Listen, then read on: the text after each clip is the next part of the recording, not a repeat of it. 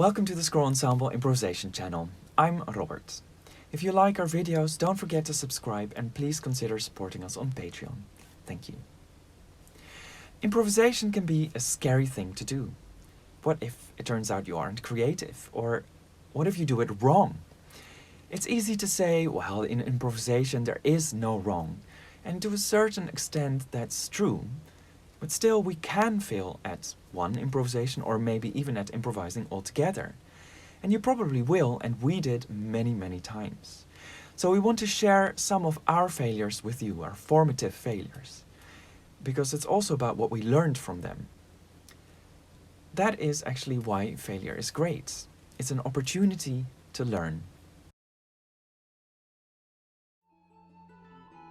In our first concert we improvised an encore. The audience loved it and, well, so did we. So we decided to take lessons with a famous teacher at our conservatory. And, well, we thought we were pretty cool doing our thing. But after we finished playing for him, or improvising for him, he was sort of quiet. And then asked, okay, well, what did you do? What style was that? And what artistic decisions did you make? It sounds a bit like a big mess, honestly. And we had no idea what to answer to these really valid questions. We just played what came up in our minds and, well, we thought it just sounds good to us, so it's fine. I felt mortified because I thought we had brought in something really nice and interesting, and this teacher that I looked up to didn't even say, oh wow, you improvised that. But it was also really important because that was the day we started researching improvisation in the past. And because of this, we're still finding more and more possibilities today. So we use these possibilities as starting points to clarify our framework better. Like the book Truth in Comedy says, a lot of improvisation is about finding the game that you're playing and its rules.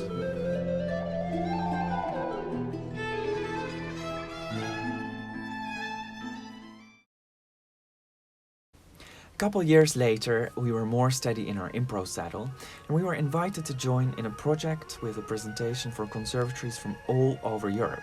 So we're super happy, of course, and we also got to improvise a bit as an ensemble with the leader of the project and a musician who was specifically famous for improvisatory performances. So we were very excited and really went for it. We made our stylistic choices, not only within the expected boundaries, but we made that decision and thought it was clear that we knew what we were doing, basically.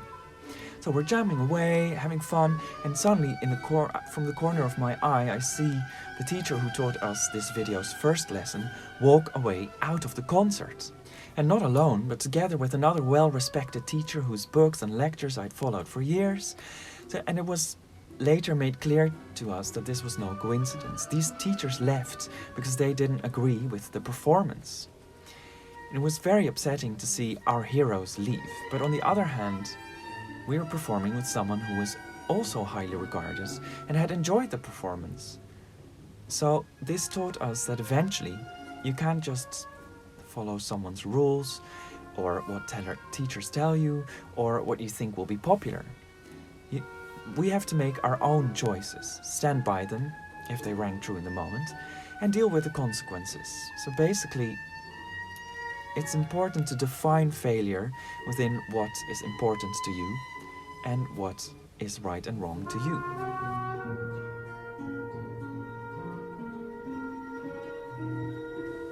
So this is actually my favorite formative failure.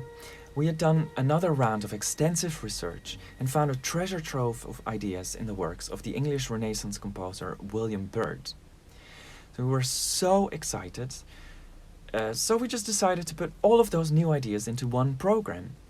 And as you would with a normal chamber music program, we spent a month or two preparing, and it was a total disaster. We just didn't take enough time, and we left so many things to chance, and so many things were unclear, or we thought, we'll improvise. And I remember shaking to my core before this concert with nerves, and so we started playing, and I mean, even I got bored while simultaneously just having no idea who was doing what and what I was supposed to do. The audience, God love them, fell asleep left and right. The applause sounded like a hamster's cough, it was a disaster. So what we learned was that improvisation needs to be honed over time. New improvisation techniques, just like any technique, need time to be learned before they can actually be used in a concert situation. So performing in front of an audience is then sort of the last step before the concert to see if the improvisation works, if there actually is music to be enjoyed. By the way, you are listening to a different improvisation. Thank God that concert wasn't recorded. But this improvisation has the same problem. Too many things just left to chance. And sometimes it sounded nice, and sometimes we just got totally lost and it sounded a bit, well, lost like this.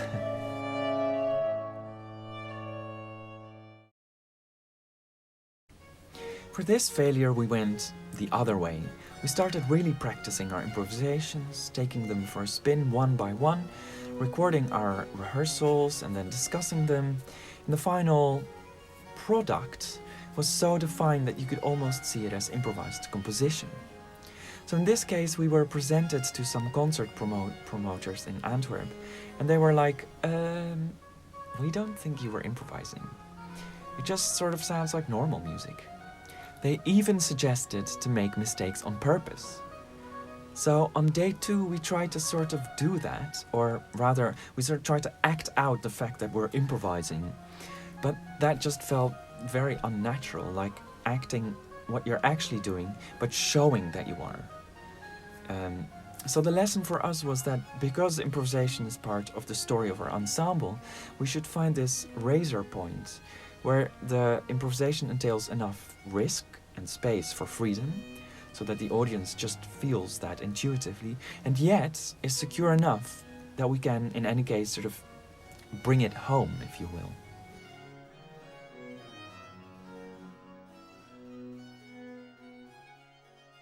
So another way of showing that we were improvising was introducing audience participation elements.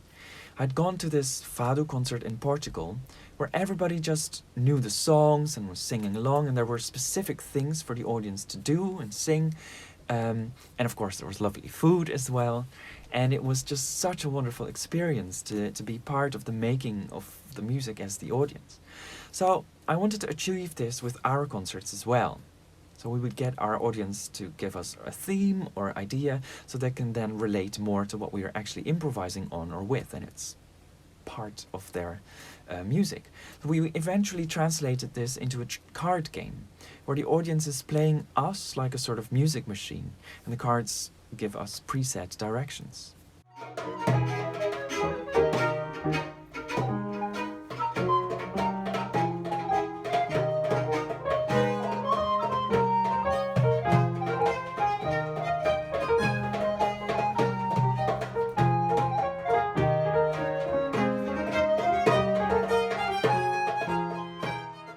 But as you can see, the way it was set up didn't really work musically. Often cards would show at the same time, or different performers would see different cards, and people always thought it was fun, but we always had a bit of a bad taste in our mouths afterwards. And yet, we just kept doing it, barely changing the format. I mean, we did talk about it not working, but only after several years did we, well, this year really, change it. So the lesson that we want to learn here is to try to go through the pain and really sit ourselves down face to face with this failure, and then of course act on it sooner.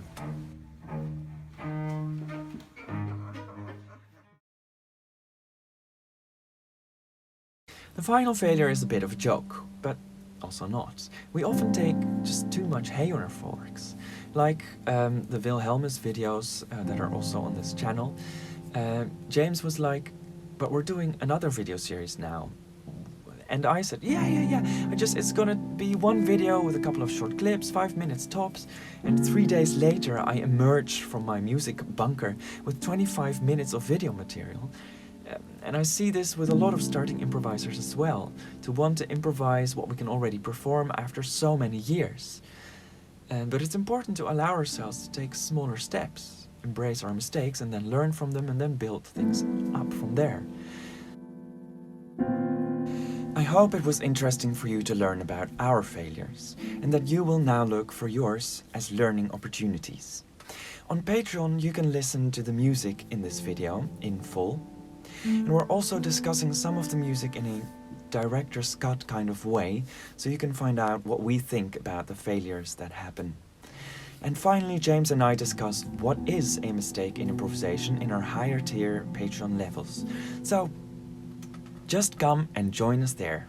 That won't be a mistake.